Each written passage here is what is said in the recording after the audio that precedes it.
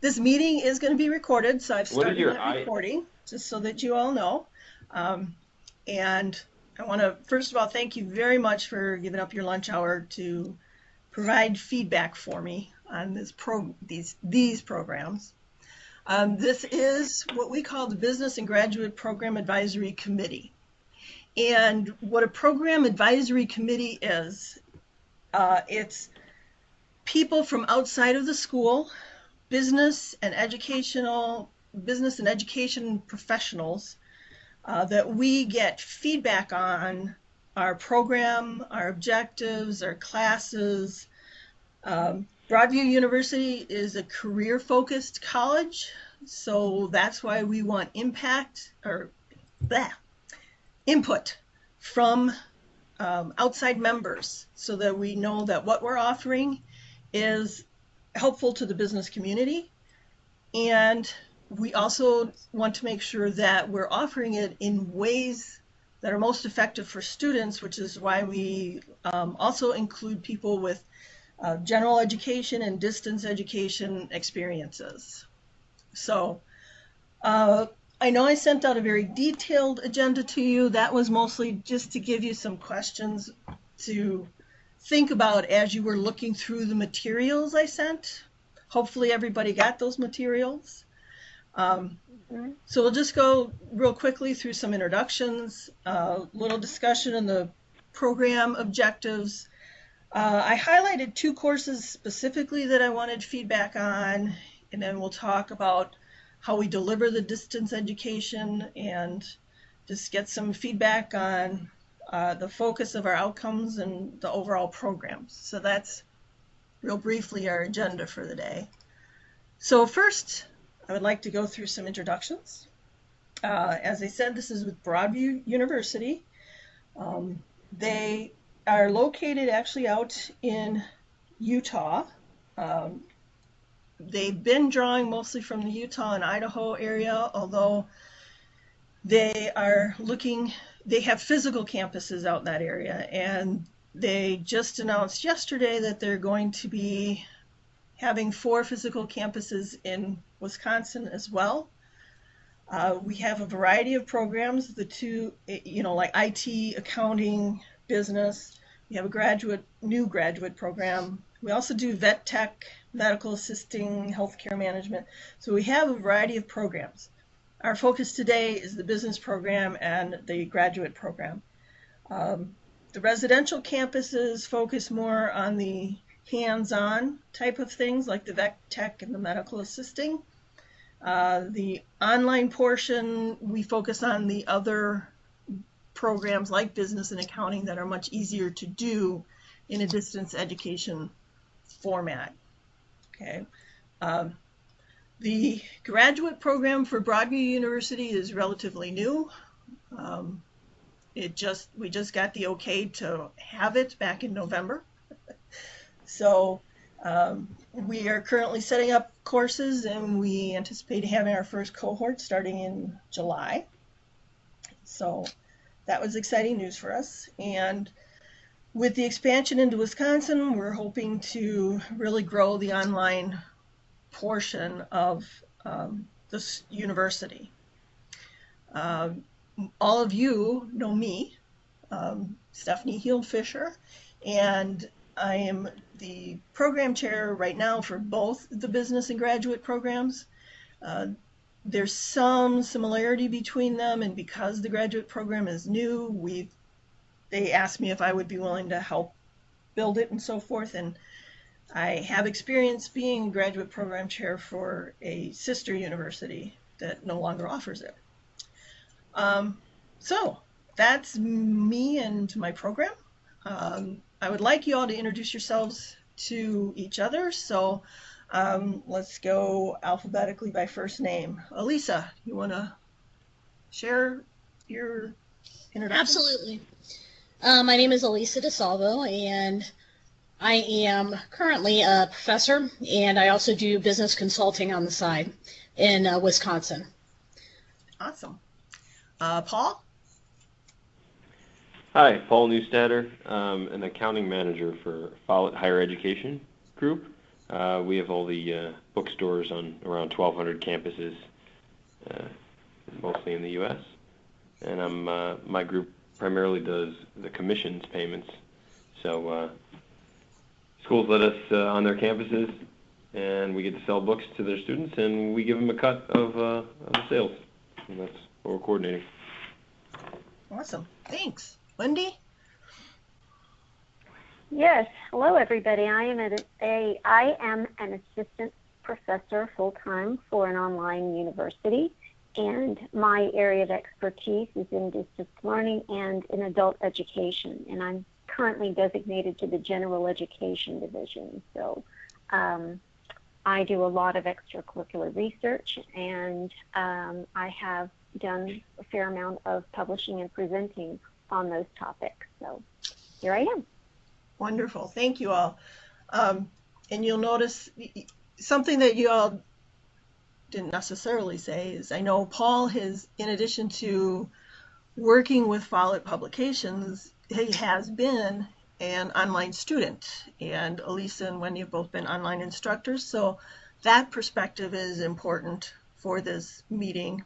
And just to kind of share what a PAC meeting is about, we have national accreditation, and we're currently switching accreditors because we were with ACICS, which is now finding itself in some legal issues, so we are moving to ACCSC, and they are a career college accreditor, which is why we have that national accreditation. As I mentioned at the beginning, our focus is really more a career college focus.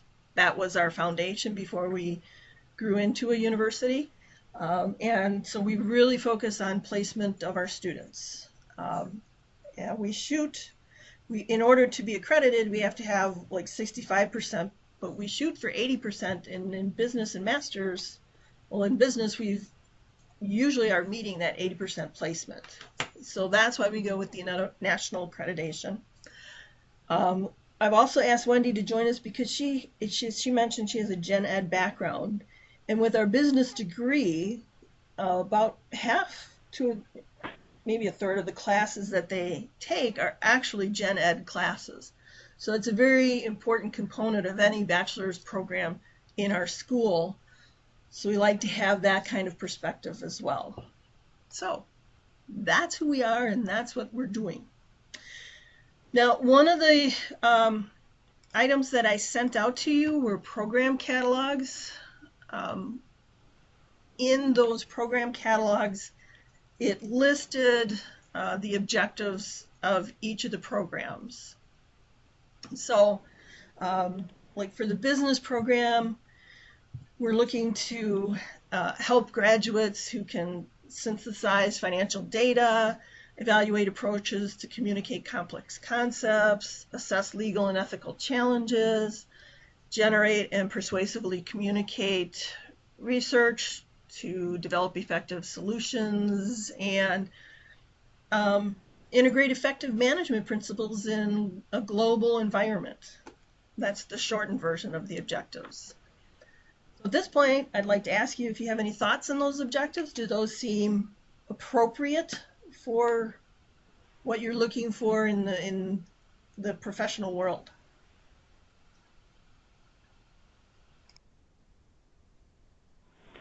I'm a very visual person, so I'm trying to look at them as well as hear them. That's okay. I'm that way as well. Yeah, I think they're pretty broadly stated, and yet at the same time specific enough to some of the demands that are required as different challenges face us in different areas of the business throughout the year.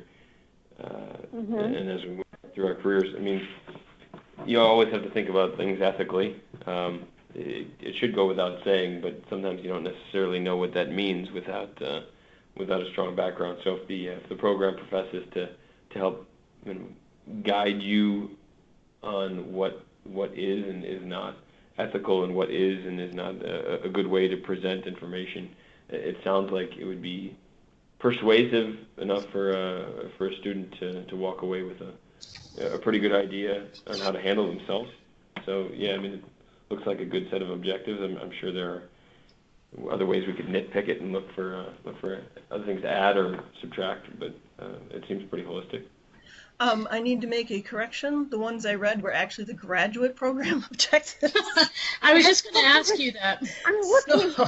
So for I was reading this visual at the people who MBA, are right? looking at it, That's Actually, you're I'm going. Wait a minute. that's my I fault. was looking at the MBA objectives, yeah. Yes, my fault. okay. On the bachelor's ones, on number 9, the exhibit social responsibility and examine diverse cultures and value systems. Are you guys still offering community-based programs as part of the courses themselves? Such Yes. as, okay, that's what I wanted to make sure of. Okay. Okay, yes.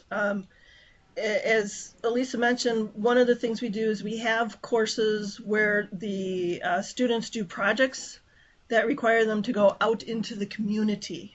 And, well, like they work with social services organizations, nonprofits. You know, they might, like, you know, Habitat for Humanity has building houses types of things, or they might hold a fundraiser on campus for the organization, and you know, maybe they'll have like a school-wide like rummage sale or something, and all proceeds go to that organization that they've designated, and students get the opportunity to actually, you know, compile or plan that type of event. You know, they get the chance to identify what would be objectives for the event, how the operations of the event would go, scheduling, some of those management type of things that, and this gives them very practical experience for it, and that's with the business program. With the graduate program, there are also those opportunities. There's a couple courses where they actually do practicum experiences, where they work on a project that they choose with their employer or with an nonprofit that they know well, and then their master's research project. We don't call it a thesis, we call it a research project, and again, it's because we are career focused.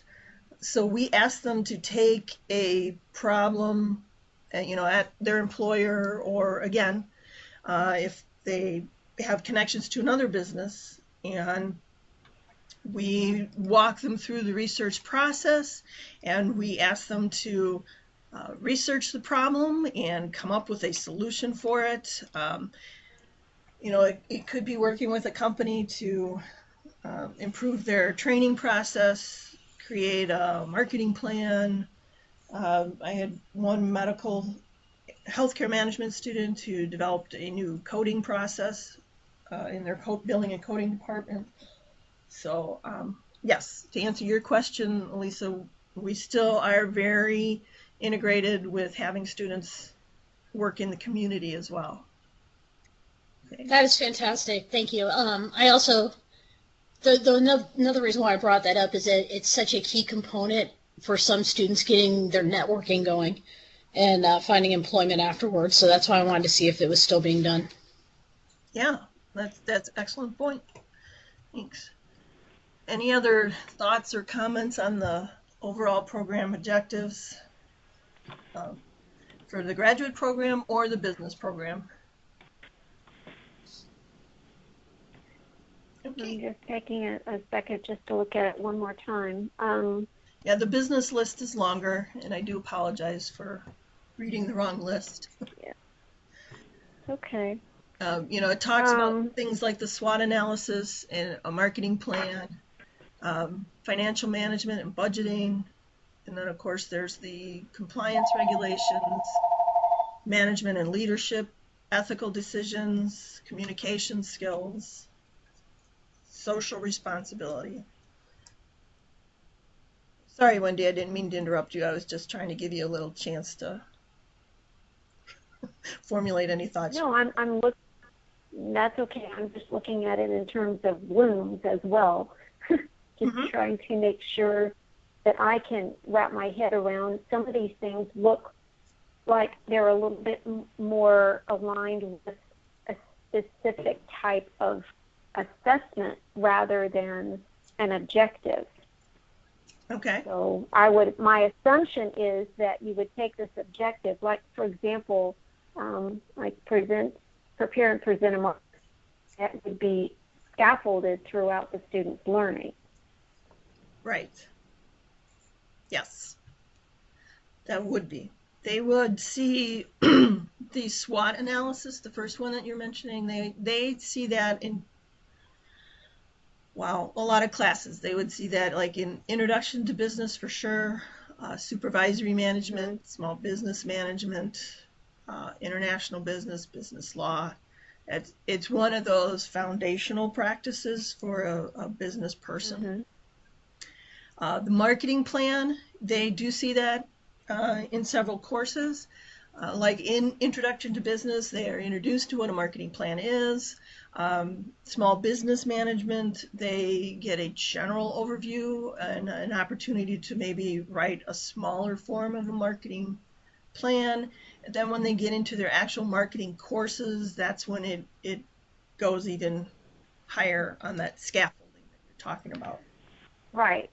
I guess what I'm trying to understand is, since I'm approaching this from a general education perspective, how some of these would apply and be utilized as an outcome or an objective for some of the general education courses. So, right. Okay. That's kind of where I'm wrapping my head around it. Right. And in looking at some of the gen ed courses that we offer, I mean, it would definitely relate to a lot of the communications classes, because we have writing and research, which you'd have to do for any kind of business or marketing plan. And speech communications, we will actually require students in online to record a presentation. Okay. So they're not just writing, this is what I would say, or they're not just handing in a PowerPoint. Gotcha. They would actually record it. There's a number of, recording things. I personally use that Screencast-O-Matic, but so even though they're online, that would get recorded. The intercultural communications is important because we talk a lot about diversity in business and working with a diverse workforce. Obviously, the mathematical classes would come in terms of the financial aspects of creating a business or a marketing plan. And the social sciences would also, that's very HR related. The one thing I would say is that the gen eds are really the underpinning of everything. If they can't master the writing and the communication skills, especially the writing skills, to be able to think outside the box, I don't think that they would be successful at all in the majority of these courses. Okay. The only thing that I'm not seeing here develop strategies to make ethical decisions in the workplace. I'm just thinking about, maybe including something about exhibiting integrity.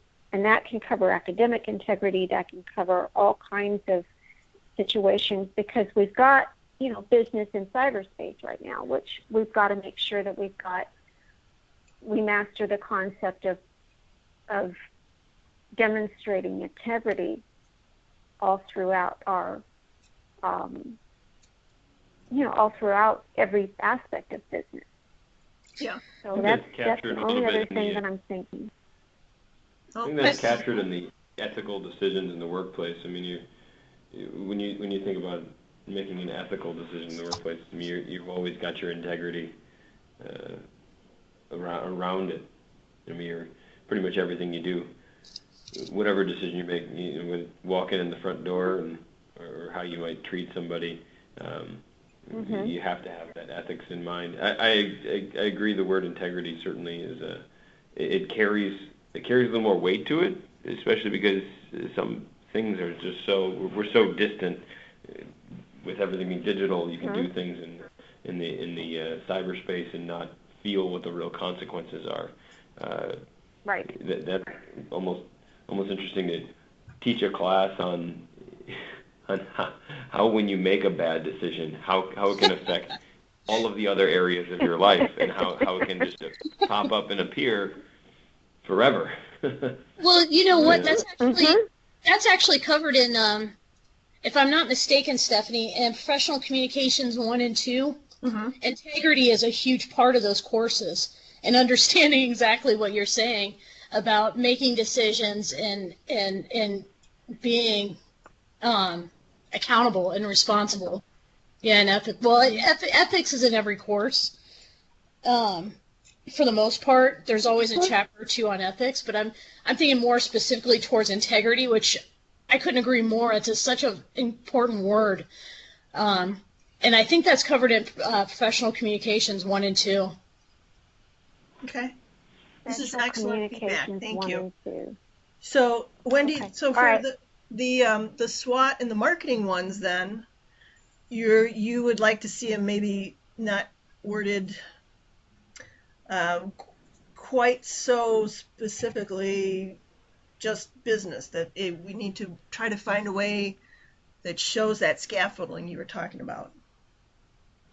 I agree. It seems almost a little too Yeah. specific, unless it's, that is the culminating goal where they have to deliver this, and it's got to be rock solid, representing all how many ever hours they took, that it all builds to this one thing. If there's pieces here and there, it almost seems like these could be objectives within a particular course. Like Right. this could be Exactly. 35% of your grade in marketing, or if you're looking at the overall program, where everybody who's coming out doesn't necessarily want to look at how to, like, I'm an accountant. I can't tell you maybe on one hand how many marketing plans I've created in my life, and all of them were in either college or my master's degree. But at the same time, I have to market myself, and I have to market what I'm doing in whatever I'm presenting, whatever project or whatever thing I'm looking into. I have to market it, and that it goes along the lines of communications. But unless this was a very specific marketing degree, it almost seems just a little hyper-specific. Excellent. I totally understand and agree what you're saying, and what you and Wendy pointed out about it, those first two sounding almost like course objectives rather than program objectives. That's exactly, when Wendy brought it up, that's exactly what I was seeing. So I wonder if it would read better. And Wendy, I would kind of lean to you on this one, because it's an objective for the course.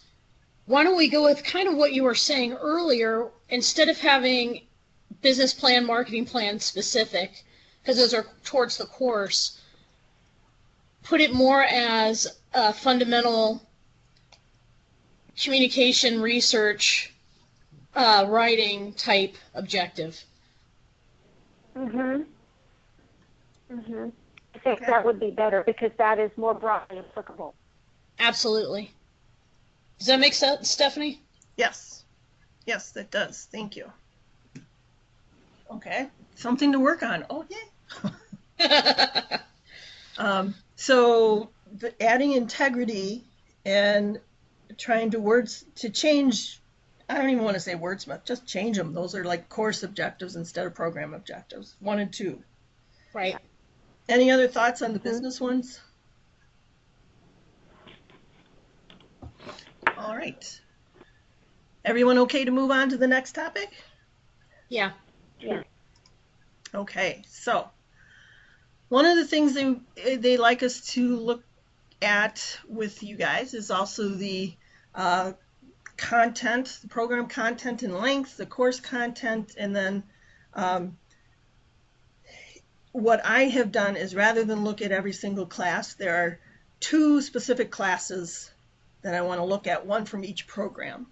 So first, and I'll try to keep the program straight this time, as we look at the program content and length, as we look at the business program, do you think we have a good mix of the gen ed and the more specific business programs?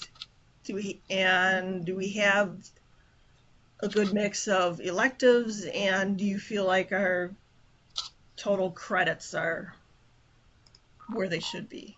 Well, I was looking at that, and this is a minimum of 6 credits must be earned in each of the following disciplines. And so each of the courses are worth 4 credits.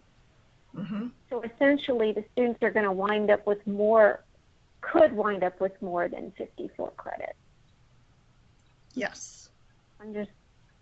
Okay. And probably will. Yes.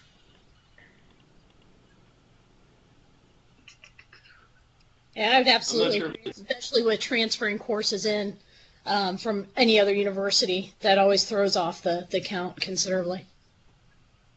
Okay. I'm not sure if it's a PDF issue, but on page 4 of the business page, it looks like there's some overlapping stuff towards the bottom on the human resource emphasis area. That's entirely possible.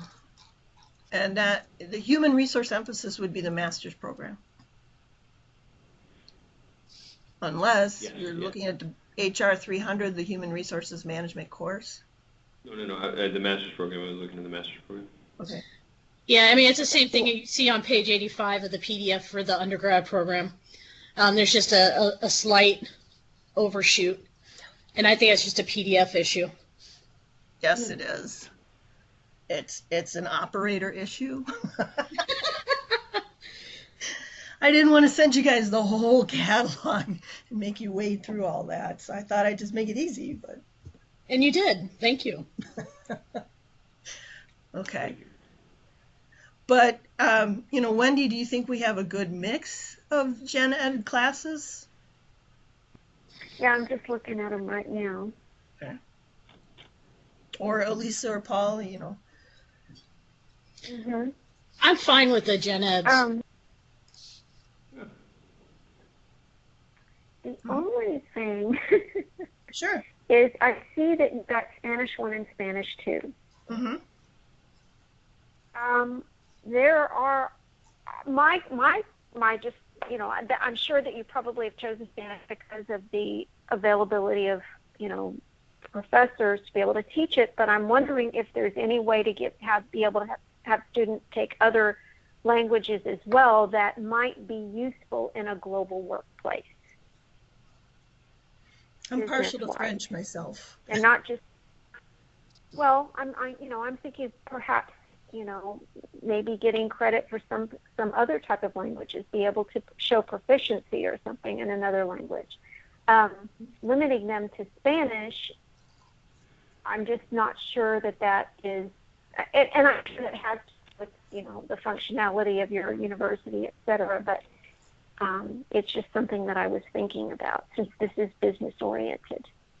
I wonder if there are any other ways to give them credit for another language that might help them in future business as well. Well, you might run into a couple issues doing that. I think it's a great point. I do know on the Spanish front, it's so much easier to find an online adjunct for Spanish than it is other languages. Yeah. True. But then you run into the issue, and Stephanie, I don't know, this is where I have kind of a gap. I don't understand on Broadview's perspective. Do they accept credits for learned experience? I don't know how else to put it. So let's say you have a bilingual student. Mm-hmm. Would they receive credit for learning, let's say, English as a second language, or proving that their native language is enough to satisfy a foreign language requirement? I think there you're running, if you allow something like that, you might run into some accreditation issues. Mm-hmm.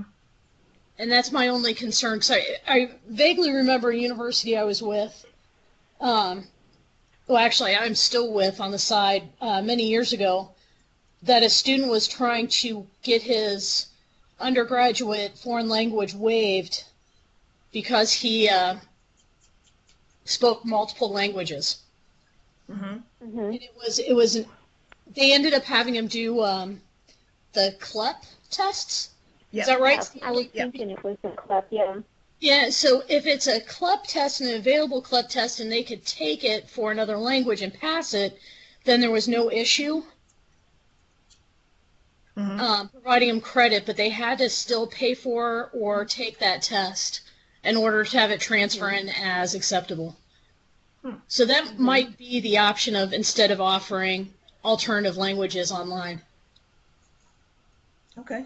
The only other thing, thank you for answering that. I like seeing that you have a basic statistics class that they can take. I like that very much.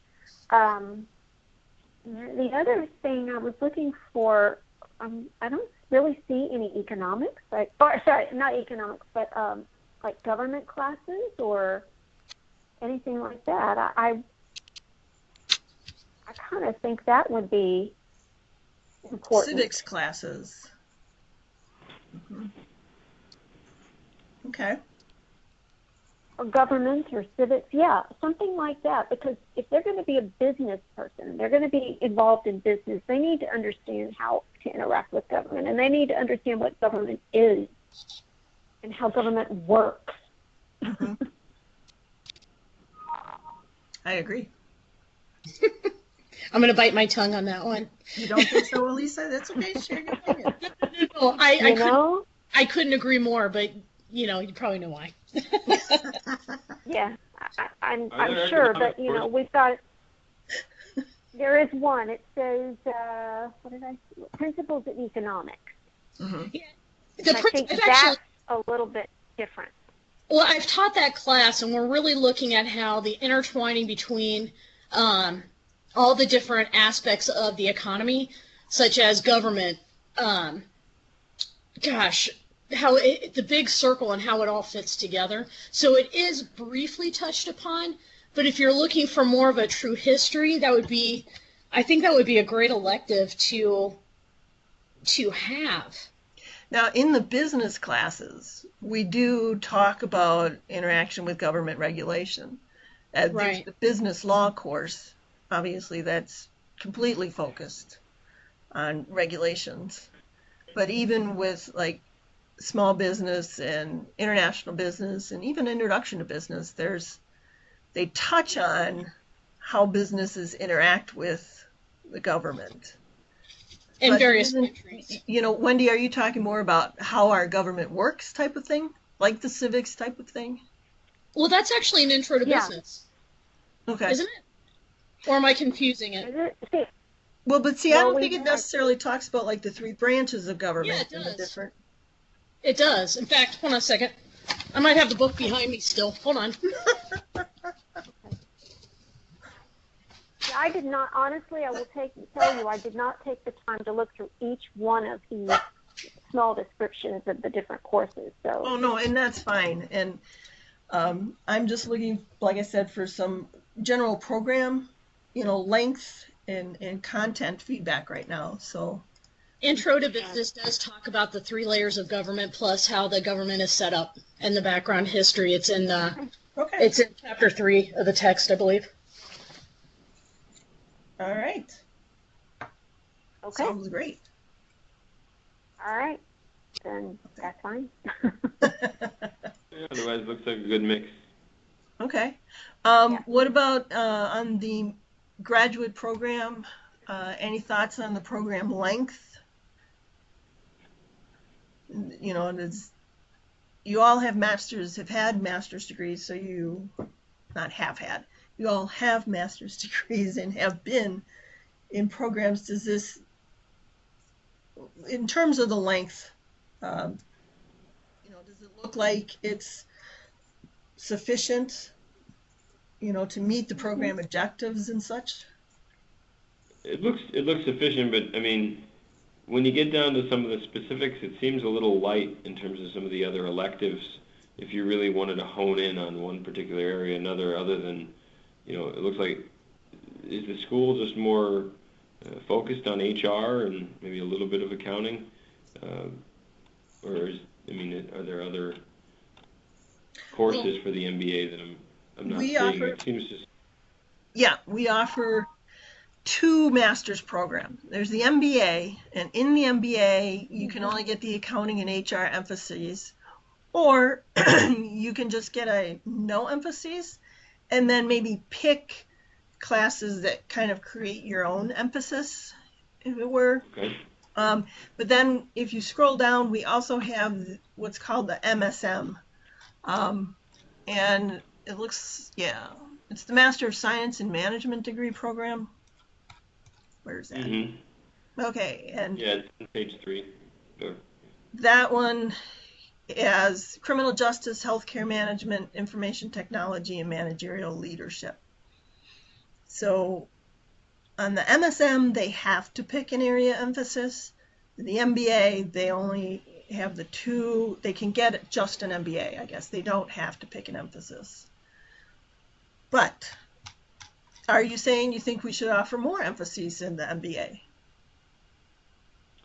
I just didn't know what I mean, if the primary target is HR and accounting, and it kind of is what it is, but I don't know if, there's so many different other areas, and operations and marketing and government for that matter, IT, but if the focus is really here, then that's what the selling point is. If you don't have those other offerings, then it's really, it seems like someone would be narrowed a bit before they choose the program. If the goal is to do what you do and do it really well and attract people that way, then that's a good intent. But if the idea is to be more broadly available to larger groups, then it would seem a little light, because if you didn't necessarily want to do accounting or HR right from the outset as your focus in your MBA, it would seem to me like you're left seeking. You start the program and go, well, which way can I go? And you don't really have much else. Well, we do have the information technology under the MSM program. Okay. So that's where it delineates where you can. Are there? I didn't look to see how close they were, but are there a number of congruencies between the 2 programs where if you started on one path and wanted to move to the other, that you could jump back and forth? Yes. Without too much interruption? Yes, that's the core requirements. If you look at the core requirements between the MBA and the MSM, they have overlapping classes. Okay. There's a few more core requirements in the MSM program. It includes all of the core requirements that are in the MBA program. So you could start in the MBA and then switch to the MSM. And some of the core requirements that are in MSM but not in MBA, those are in the electives of the MBA. So yes, you can start down one path and switch to another. Long answer to a short question. Okay, so I have an opposite question, kind of. Okay. I'm fine with the focuses and the emphases. I'm curious though, what would an MSA in criminal justice do for you with the classes that are in it? Well, wouldn't that be difficult to find employment? I mean, if it's a career college orientation, what career could be considered a placement? Well, that would be like chief of police or advancement within like a sheriff's department, that type of thing.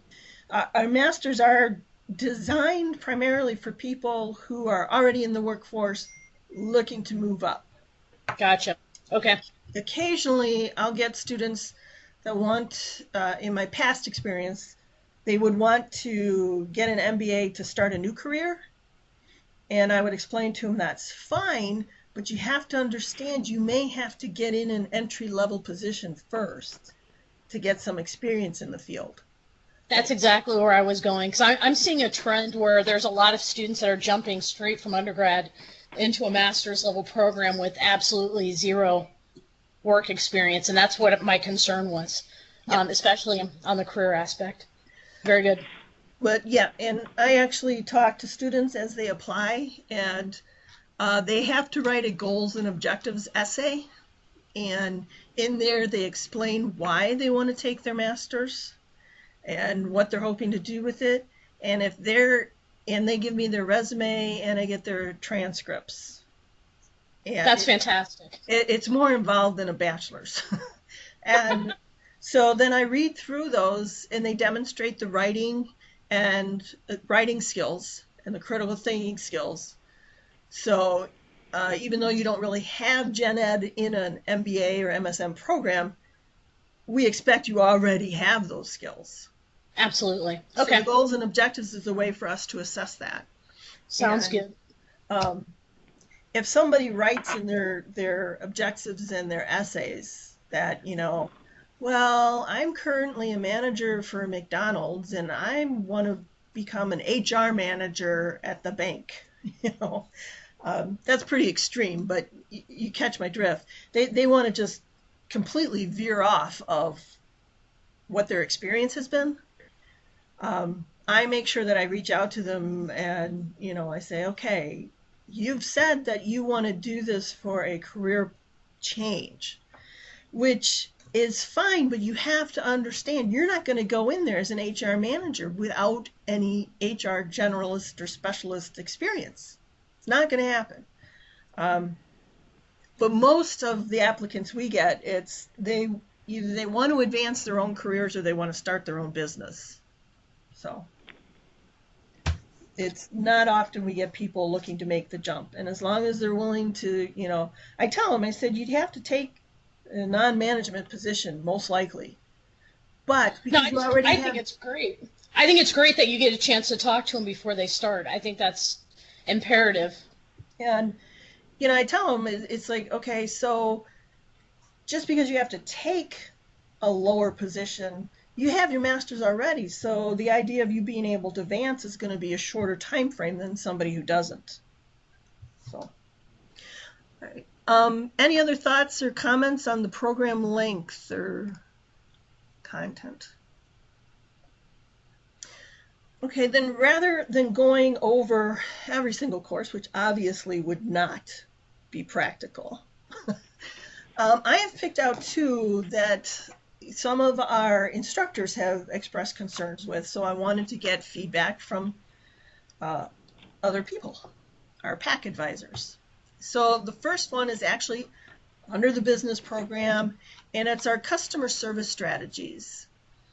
And right now, this is a required course, and I'm just wondering what your thoughts are on if we need to provide a course on customer service strategies. I think it would be better served if you... I'm sorry, Wendy?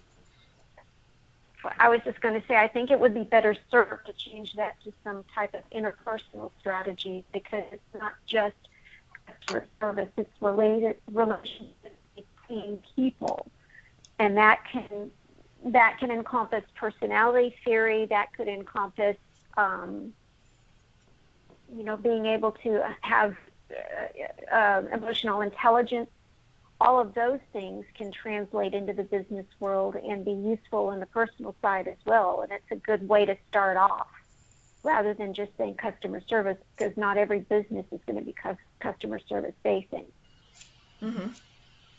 I agree in that you could probably broaden it into a little bit more theory around how do you behave in business and into relationships with other people.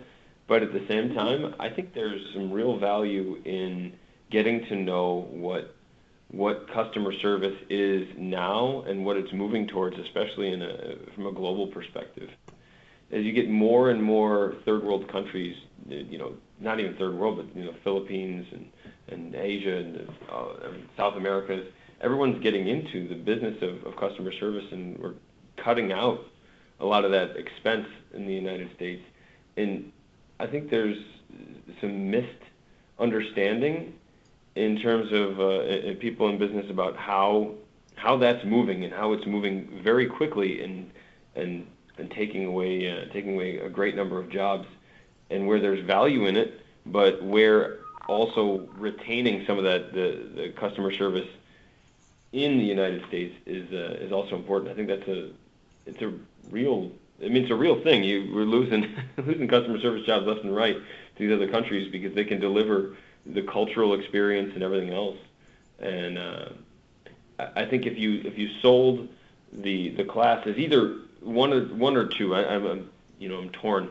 Either you sell it as this is a global understanding of how and where customer service is moving in terms of business, or you rebrand it and you call it more service, servicing, using your own ability to do customer service in customer facing or in B2B. I work with 100 different people in a day. The vast majority are not actually customers, but I still have to give customer service to my coworkers, my peers, and other people. So really, I would say pick a lane with whichever way you want to do it. You can introduce customer service theory, or just how it pertains to you as an individual on a daily basis. Okay. Elisa, did you have any thoughts? And I think Yeah, as someone that is not a huge fan of that course, the reason I'm not is I think it's missing a lot of the key elements that he just discussed. Mm-hmm. I would love, and I don't want to tread on the strategic planning course, because that's one thing I don't quite remember all the details on, but I thought that was the strategic planning courses is more data driven and an underpinning of the business, whereas the customer service is a very light topic area. Mm-hmm. And it might be the book, because the basics of customer service that are discussed in that book are in all your other courses. So you're doing a lot of repetitive information. Mm-hmm. Where I would have to absolutely agree is, what is the value add? How are they learning value add strategies? International customer service, I completely agree with that. I think the class could be kept if it is redesigned to be more applicable to today's global environment. Because I'm sorry? Everybody's a customer. Treat Absolutely. Everybody as a customer. Absolutely, but I think at this level, especially since, you have such a good underlayment of courses before they hit the customer service strategy. They're taking, professional communications 1 and 2, they're taking intro to business. When they get to this class, if it's repetitive information, they're not going to pay attention. And I know that's been one of the larger arguments with that type of course, but if it could be altered to be more relevant to what's happening today, when you're looking at, the book has a great example. I believe his introduction of business has, Zappos. There's case studies that could be derived in figuring out what's the value add, what makes this company more successful than others based on customer service strategy, in place of just walking them through the basics of customer service again, if that makes sense. Yes. There's another option I can think about, is to possibly do, I almost want to say like an experiential type of thing, and have them do their own case studies on customer service experiences that they have had and analyze them. Mm-hmm. But then they'd have to go into various theories. And is that present in the book now? Because that would really take it to the next level. That's what I don't know.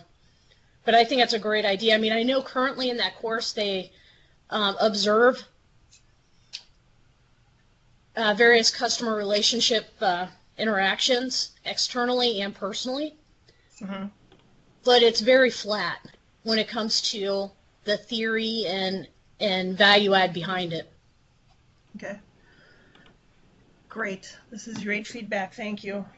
One of the other comments that I had heard on this particular course is that because it focuses so much on just the customer service process and not like the interpersonal communications or the case studies and the types of things you guys have been discussing, that it's not really worthwhile, because most people who are employed by a company, if they're in a customer service position, they're taught what the customer service process is for that company.